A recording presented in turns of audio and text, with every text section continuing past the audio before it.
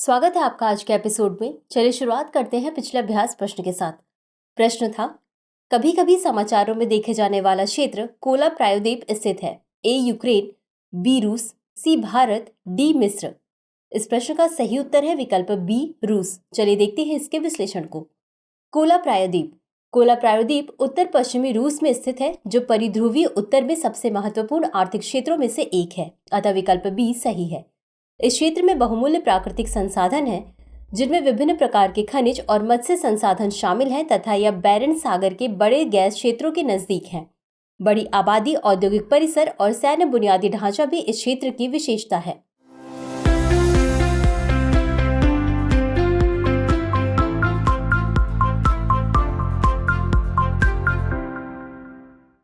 तो चलिए शुरुआत करते हैं आज के एपिसोड की पहले प्रश्न के साथ। निम्नलिखित कथनों पर विचार कीजिए। 1. हमास की उत्पत्ति मुस्लिम ब्रदरहुड की फिलिस्तीनी शाखा के रूप में हुई थी। 2. संयुक्त राज्य अमेरिका और यूरोपीय संघ ने हमास को आतंकवादी संगठन घोषित कर दिया है। 3. 2006 में चुनावों में अपने प्रतिद्वंदी राजनीतिक दल फतह को हराने के बाद हमास ने गाजा पट्टी पर कब्जा कर लिया। उपर्युक्त में से कौन सा या कौन से कथन सही है या सही है? ए केवल 1, बी केवल 2, सी सभी 3, डी इनमें से कोई भी नहीं। इस प्रश्न का सही उत्तर है विकल्प सी सभी 3। चलिए देखते हैं इसके विश्लेषण को। पश्चिम एशिया में क्षेत्रीय युद्ध। हमास की उत्पत्ति 1980 के दशक के अंत में मुस्लिम ब्रदरहुड की फिलिस्तीनी शाखा के रूप में हुई थी। अतः कथन 1 सही है। संयुक्त राज्य अमेरिका और यूरोपीय संघ ने हमास को इसराइल के खिलाफ सशस्त्र प्रतिरोध के कारण एक आतंकवादी संगठन नामित किया है, जिसमें आत्मघाती बम विस्फोट एवं रॉकेट हमले शामिल हैं। अतः कथन 2 सही है। इस्लामी आतंकवादी समूह हमास ने 2006 में चुनावों में अपने प्रतिद्वंदी राजनीतिक दल फतह को हराने के बाद गाजा पट्टी पर कब्जा कर लिया। अतः कथन 3 सही है। अगला प्रश्न है, दिव्यांगजन अधिकार अधिनियम 2016 के संबंध में निम्नलिखित कथनों पर विचार कीजिए। 1. दिव्यांगजन अधिकार अधिनियम 2016 विकलांग व्यक्तियों के लिए सार्वभौमिक रूप से डिजाइन किए गए उपभोक्ता उत्पादों के विकास का प्रावधान करता है। 2. विकलांगता आयोग द्वारा जारी निर्देश पार्टियों पर कानूनी रूप से बाध्यकारी हैं। उपर्युक्त में से कौन सा या कौन से कथन सही है या सही है? ए केवल 1, बी केवल 2, सी 1 और 2 दोनों, डी न तो 1 और न ही 2। इस प्रश्न का सही उत्तर है विकल्प ए केवल 1। चलिए देखते हैं इसके विश्लेषण को। दिव्यांगजन अधिकार अधिनियम 2016। इस अधिनियम की धारा 43 में कहा गया है कि उपयुक्त सरकार दिव्यांग व्यक्तियों के सामान्य उपयोग के लिए सार्वभौमिक रूप से डिजाइन किए गए उपभोक्ता उत्पादों और सहायक उपकरण के विकास, उत्पादन एवं वितरण को बढ़ावा देने के लिए उपाय करेगी। अतः कथन 1 सही है। अधिकारों के उल्लंघन के मामले में दिव्यांग व्यक्ति समान अवसर, अधिकारों का संरक्षण और पूर्ण भागीदारी अधिनियम के तहत स्थापित दिव्यांग आयोगों के पास शिकायत दर्ज कर सकता है। हालांकि विकलांगता आयोग केवल अनुशंसात्मक निर्देश जारी करता है। अतः कथन 2 सही नहीं है। अगला प्रश्न है, निम्नलिखित में से किसने 1998 में गठित चुनावों की राज्य समिति की अध्यक्षता की? ए जयप्रकाश नारायण, बी जीवन रेड्डी, सी NN वोहरा, डी इंद्रजीत गुप्ता। इस प्रश्न का सही उत्तर है विकल्प डी इंद्रजीत गुप्ता। चलिए देखते हैं इसके विश्लेषण को। चुनाव का राज्य वित्त पोषण। इंद्रजीत गुप्ता चुनावों के राज्य वित्त पोषण पर समिति के अध्यक्ष थे। इंद्रजीत गुप्ता समिति ने चुनावों में राज्य के वित्त पोषण का समर्थन किया। इन्होंने कहा कि समिति कम वित्त पोषक राजनीतिक दलों को समान अवसर प्रदान करने हेतु संवैधानिक, कानूनी और जनहित के आधार पर इसे पूर्ण रूप से तर्कसंगत मानती है। समिति ने राज्य वित्त पोषण की 2 सीमाओं की सिफारिश की।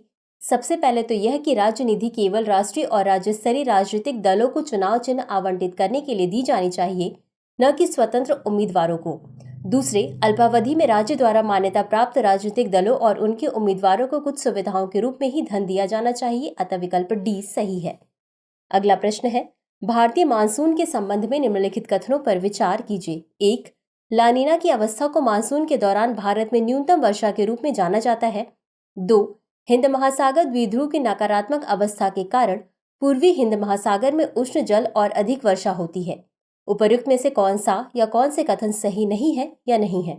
ए केवल 1, बी केवल 2, सी 1 और 2 दोनों, डी न तो 1 और न ही 2। इस प्रश्न का सही उत्तर है विकल्प ए केवल 1। चलिए देखते हैं इसके विश्लेषण को। भारतीय मानसून। पश्चिमी प्रशांत महासागर के ऊपर न्यूनतम दाब भारतीय मानसून के लिए अनुकूल है। हालांकि अल नीनो इस न्यूनतम दाब को उसकी सामान्य स्थिति से पूर्व की ओर स्थानांतरित कर देता है, जिससे भारत में मानसूनी वर्षा कम हो जाती है। लानीना के कारण भारत में शीतल तापमान और वर्षा में सामान्य वृद्धि होती है, अतः कथन एक सही नहीं है। हिंद महासागर द्विध्रुव की नकारात्मक अवस्था भारतीय दक्षिण पश्चिमी मानसून वर्षा पर प्रतिकूल प्रभाव डालती है, जिसके परिणाम स्वरूप भारत में औसत से न्यूनतम वर्षा होती है। हिंद महासागर द्विध्रुव के नकारात्मक अवस्था के कारण पूर्वी हिंद महासागर में उष्ण जल और अधिक वर्षा होती है, अतः कथन 2 सही है। अगला प्रश्न है, निम्नलिखित में से कौन सा या कौन से कथन सही है या सही है? 1. राष्ट्रीय स्तर पर 4 उपभोक्ता मूल्य सूचकांक यानी CPI संख्याएं हैं। 2. शहरी गैर मैनुअल कर्मचारियों के लिए CPI को श्रम मंत्रालय में श्रम ब्यूरो द्वारा संकलित और जारी किया जाता है। उपर्युक्त में से कौन सा या कौन से कथन सही है या सही है? A केवल 1, B केवल 2, C 1 और 2 दोनों, D न तो 1 और न ही 2। इस प्रश्न का सही उत्तर है विकल्प A केवल 1। चलिए देखते हैं इसके विश्लेषण को। उपभोक्ता मूल्य सूचकांक यानी CPI। राष्ट्रीय स्तर पर 4 उपभोक्ता मूल्य सूचकांक यानी CPI संख्याएं हैं जो इस प्रकार हैं। औद्योगिक श्रमिकों हेतु CPI IW, कृषि श्रमिकों हेतु CPI AL, ग्रामीण मजदूरों हेतु CPI RL और शहरी गैर मैनुअल कर्मचारियों हेतु CPI UNME, अतः कथन 1 सही है। पहले 3 को श्रम मंत्रालय में श्रम ब्यूरो द्वारा संकलित और जारी किया गया है। चौथा यानी शहरी गैर मैनुअल कर्मचारियों के लिए CPI सांख्यिकी और कार्यक्रम कार्यान्वयन मंत्रालय में केंद्रीय सांख्यिकी संगठन द्वारा जारी किया जाता है, अतः कथन 2 सही नहीं है। अगला प्रश्न है, प्रतिस्पर्धा अधिनियम 2002 के संदर्भ में निम्नलिखित कथनों पर विचार कीजिए। 1. प्रतिस्पर्धा अधिनियम 2002 भारत में अविश्वास मुद्दों को संबोधित करने वाला प्रथम कानून है। 2. भारतीय प्रतिस्पर्धा आयोग यानी CCI वाणिज्य एवं उद्योग मंत्रालय के अंतर्गत एक वैधानिक निकाय है। 3. प्रतिस्पर्धा अपीली न्यायाधिकरण CCI के फैसलों के खिलाफ अपील सुनने के लिए जिम्मेदार है। उपर्युक्त में से कौन सा या कौन से कथन सही है या सही है? A केवल 1 और 2, B केवल 1, C केवल 2 और 3, D 1, 2 और 3। इस प्रश्न का सही उत्तर है विकल्प B केवल 1। चलिए देखते हैं इसके विश्लेषण को। प्रतिस्पर्धा अधिनियम 2002। प्रतिस्पर्धा अधिनियम 2002 भारत में अविश्वास मुद्दों को संबोधित करने वाला प्रथम कानून है। इसे बाजारों में प्रतिस्पर्धा को बढ़ावा देने और बनाए रखने, प्रतिस्पर्धा विरोधी प्रथाओं को रोकने तथा उपभोक्ताओं के हितों की रक्षा करने के लिए अधिनियमित किया गया था, अतः कथन 1 सही है। भारतीय प्रतिस्पर्धा आयोग यानी CCI कॉर्पोरेट मामलों के मंत्रालय के तहत एक वैधानिक निकाय है और प्रतिस्पर्धा अधिनियम 2002 को लागू करने के लिए जिम्मेदार है, अतः कथन 2 सही नहीं है। प्रतिस्पर्धा अपीली न्यायाधिकरण प्रारंभ में CCI निर्णयों के खिलाफ अपील सुनने के लिए जिम्मेदार था। हालांकि वर्ष 2017 में सरकार ने कॉम्पेट को राष्ट्रीय कंपनी विधि अपीली न्यायाधिकरण यानी NCLAT से परिवर्तित कर दिया, जो अब प्रतिस्पर्धा मामलों से संबंधित अपीलों को संभालता है, अतः कथन 3 सही नहीं है। अगला प्रश्न है, घरेलू उपभोग व्यय सर्वेक्षण 2022-23 के संदर्भ में निम्नलिखित कथनों पर विचार कीजिए। 1. घरेलू उपभोग व्यय सर्वेक्षण प्रति 5 वर्ष में राष्ट्रीय सांख्यिकी कार्यालय यानी NSO द्वारा आयोजित किया जाता है। 2. सिक्किम में ग्रामीण तथा शहरी दोनों क्षेत्रों में मासिक प्रति व्यक्ति उपभोक्ता व्यय सबसे अधिक है, जबकि बिहार में सबसे कम है। उपर्युक्त में से कौन सा या कौन से कथन सही है या सही है? A केवल 1, B केवल 2, C 1 और 2 दोनों, D न तो 1 और न ही 2। इस प्रश्न का सही उत्तर है विकल्प A केवल 1। चलिए देखते हैं इसके विश्लेषण को। घरेलू उपभोग व्यय सर्वेक्षण 2022-23 सांख्यिकी और कार्यक्रम कार्यान्वयन मंत्रालय ने अगस्त 2022 से जुलाई 2023 तक आयोजित अखिल भारतीय घरेलू उपभोग व्यय सर्वेक्षण के आंकड़े जारी किए। घरेलू उपभोग व्यय सर्वेक्षण प्रति 5 वर्ष में राष्ट्रीय सांख्यिकी कार्यालय द्वारा आयोजित किया जाता है, अतः कथन 1 सही है। सिक्किम में ग्रामीण तथा शहरी क्षेत्रों दोनों में उच्चतम MPCE है, जबकि छत्तीसगढ़ में यह ग्रामीण परिवारों के लिए 2466 और शहरी परिवारों के लिए 4483 के साथ सबसे कम है, अतः कथन 2 सही है। अगला प्रश्न है, भारत में विमानन क्षेत्र के संदर्भ में निम्नलिखित कथनों पर विचार कीजिए। 1. नागरिक विमानन महानिदेशालय मुख्य रूप से सुरक्षा मुद्दों से निपटने वाली एक वैधानिक संस्था है। 2. भारतीय विमानपत्तन प्राधिकरण देश में भूमि एवं हवाई क्षेत्र दोनों पर नागरिक विमानन बुनियादी ढांचे के निर्माण, उन्नयन, रखरखाव एवं प्रबंधन के लिए उत्तरदायी है। 3. नागरिक विमानन सुरक्षा ब्यूरो यानी BCAS केवल घरेलू हवाई अड्डों पर नागरिक उड़ानों की सुरक्षा के संबंध में मानक एवं उपाय निर्धारित करता है। उपर्युक्त में से कौन सा या कौन से कथन सही है या सही है? A केवल 1, B केवल 2, C सभी 3, D इनमें से कोई भी नहीं। इस प्रश्न का सही उत्तर है विकल्प B केवल 2। चलिए देखते हैं इसके विश्लेषण को। भारत में विमानन क्षेत्र।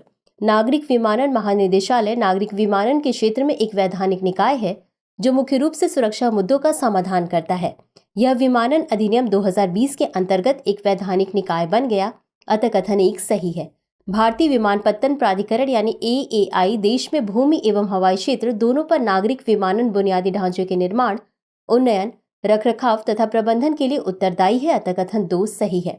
नागरिक विमानन सुरक्षा ब्यूरो यानी BCAS के मुख्य उत्तरदायित्वों में भारत में अंतर्राष्ट्रीय एवं घरेलू दोनों हवाई अड्डों पर नागरिक उड़ानों की सुरक्षा के संबंध में मानक एवं उपायों को निश्चित करना शामिल है, अतः कथन 3 सही नहीं है। अगला प्रश्न है, निम्नलिखित में से कौन सा PMABHIM यानी प्रधानमंत्री आयुष्मान भारत स्वास्थ्य अवसंरचना मिशन का घटक है? 1. संक्रामक रोगों की निगरानी, 2. निदान एवं उपचार सुविधाएं, 3. महामारी अनुसंधान। उपर्युक्त में से कौन सा या कौन से कथन सही है या सही है? A केवल 1 और 2, B केवल 2 और 3, C केवल 2, D 1, 2 और 3। इस प्रश्न का सही उत्तर है विकल्प D 1, 2 और 3। चलिए देखते हैं इसके विश्लेषण को। प्रधानमंत्री आयुष्मान भारत स्वास्थ्य अवसंरचना मिशन PM आयुष्मान भारत स्वास्थ्य अवसंरचना मिशन भारत के सार्वजनिक स्वास्थ्य के क्षेत्र में 3 महत्वपूर्ण कमियों को दूर करना चाहता है। बता दें कि राष्ट्रीय स्तर पर एक एकीकृत स्वास्थ्य सूचना प्लेटफॉर्म यानी IHIP स्थापित किया जाएगा। इस मिशन के पहले घटक में संक्रामक रोगों की व्यापक निगरानी स्थापित करना है। दूसरे घटक में व्यापक निदान और उपचार सुविधाओं का निर्माण। मिशन के तीसरे घटक में व्यापक महामारी अनुसंधान है, अतः विकल्प D सही है। अगला प्रश्न है, ECO निवास संहिता 2018 के संदर्भ में निम्नलिखित कथनों पर विचार कीजिए। 1.